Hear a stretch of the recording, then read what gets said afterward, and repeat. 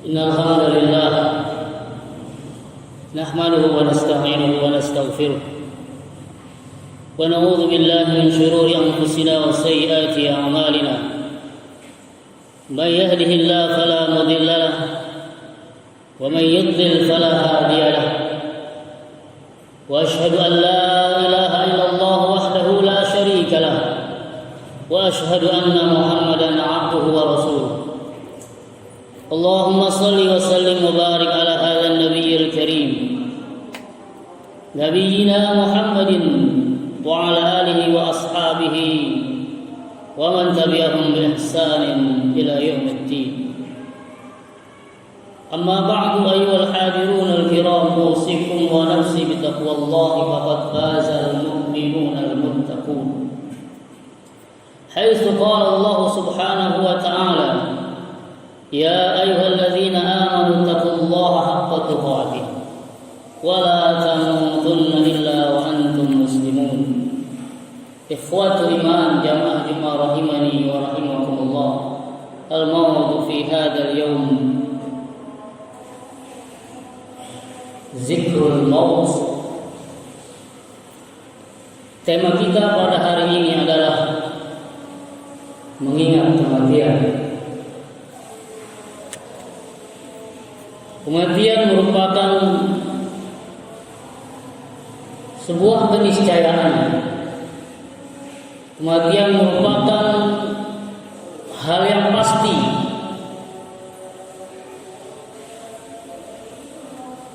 Yang akan menghampiri setiap yang bernyawa. Ada banyak ayat terkait dengan kematian. Di antaranya di dalam Al-Quranul Karim surah Al-Imran ayat 185 Allah Rabbul Alamin berfirman kullu nafsin dha'iqatul maut wa innama tuwaffawna ujurakum yawmal qiyamah faman zuhziha 'anil nari wa udkhilal jannata faqad faz wa mal hayatud dunya illa mata'ul ghurur. Tiap-tiap jiwa akan merasakan kematian. Dan sesungguhnya pada hari kiamat sajalah disempurnakan pahalamu. Maka barang siapa yang dijauhkan dari neraka dan dimasukkan ke dalam surga, maka sungguh dia telah beruntung.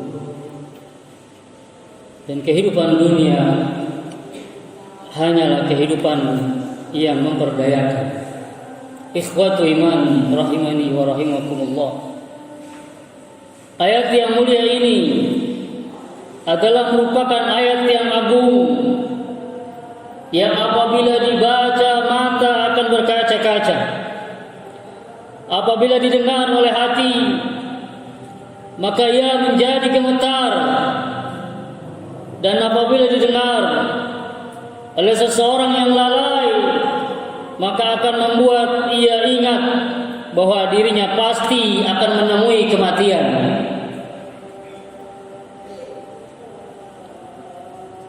Memang perjalanan menuju akhirat merupakan suatu perjalanan yang panjang, suatu perjalanan yang banyak aral dan rintangan, yang dalam menempuhnya kita memerlukan perjuangan dan pengorbanan yang tidak sedikit. Itu suatu perjalanan yang menentukan apakah kita termasuk penduduk surga atau neraka. Perjalanan itu adalah kematian yang akan menjemput kita, yang kemudian dilanjutkan dengan pertemuan kita dengan alam akhirat. Karena keagungan perjalanan ini, Rasulullah SAW telah bersabda, "Lau ta'lamuna ma a'lamu, la dhahiktum qalilan, wa la bakaitum katsira." Muttafaqun alaih.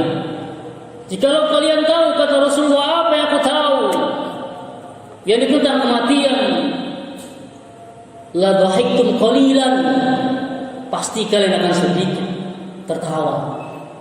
Wala bakaitum katsira, dan pasti kalian akan banyak menangis. Maksudnya, apabila kita tahu hakikat kematian dan keadaan alam akhirat serta kejadian-kejadian di dalamnya, niscaya kita akan ingat bahwa setelah kehidupan ini ada kehidupan lain yang lebih abadi.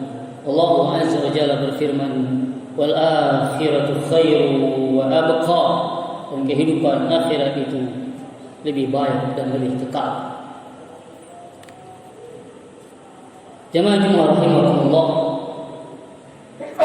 marilah kita siapkan bekal sebanyak-banyaknya untuk menyempurnakan perjalanan itu. Itu dengan melakukan ketaatan-ketaatan kepada Allah Azza wa Jalla. Dan marilah kita perbanyak taubat dari segala dosa-dosa yang telah kita lakukan. Allah Ta'ala ingatkan kita, ya ayyuhalladzina amanu tubu ila Allahi taubatan nasuha. Wahai orang-orang yang beriman, bertaubatlah kalian kepada Allah dengan taubat yang semurni-murninya. Ingatlah wahai saudaraku, dikala kita merasakan pedihnya kematian, maka Rasulullah sallallahu alaihi wasallam sebagai makhluk yang paling dicintai oleh Allah Subhanahu wa taala, beliau telah bersabda, la ilaha illallah inna lil mauti lasakarat. Tidak ada ilah yang berhak diibadahi dengan benar kecuali Allah. Sesungguhnya di dalam kematian ada rasa sakit. Ingatlah, dikala kita nanti dicabut oleh malakul maut, nafas kita tersengal, mulut kita dikunci, anggota badan kita lemah, pintu taubat telah tertutup bagi kita. Di sekitar kita terdengar tangisan dan rintihan andai tolan yang kita tinggalkan. Pada saat itu tidak ada yang bisa menghindarkan kita dari sakaratul maut.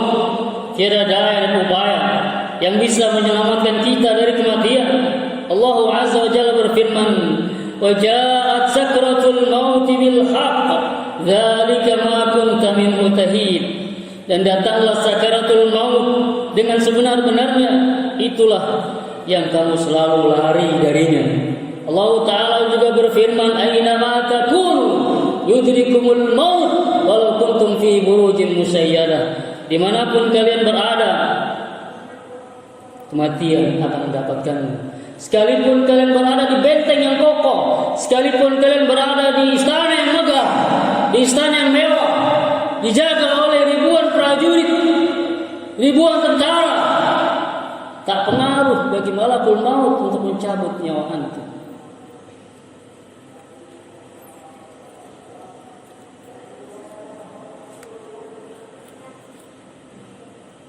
Karenanya marilah kita bertobat kepada Allah Subhanahu wa taala selagi kita masih diberikan kesempatan untuk menjalani kehidupan ini.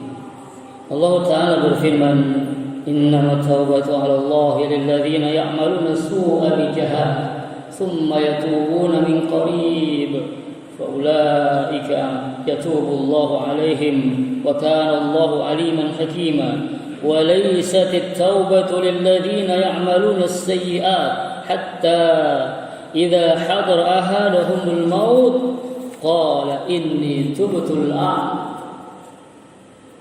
Al-Quran surah An-Nisa ayat 17 sampai dengan 18. Sesungguhnya taubat di sisi Allah hanyalah taubat bagi orang-orang yang mengerjakan kejelekan lantaran kejahilannya, dan kemudian mereka bertaubat dengan segera, maka mereka itulah yang diterima oleh Allah taubatnya. Dan Allah Maha mengetahui lagi Maha bijaksana. Dan tidaklah taubat itu diterima Allah dari orang-orang yang mengerjakan kejelekan hingga apabila datang kematian kepada seseorang di antara mereka, mereka berkata, sesungguhnya aku bertaubat sekarang. Tidaklah berguna bertaubat dikala nafas kita berada di perempuan. Karenanya selagi hayat masih di kandung badan, mari kita bertobat kepada Allah Subhanahu wa taala. Astabiqul khairat. Aqulu qouli hadza wa astaghfirullah innahu huwal ghafurur rahim.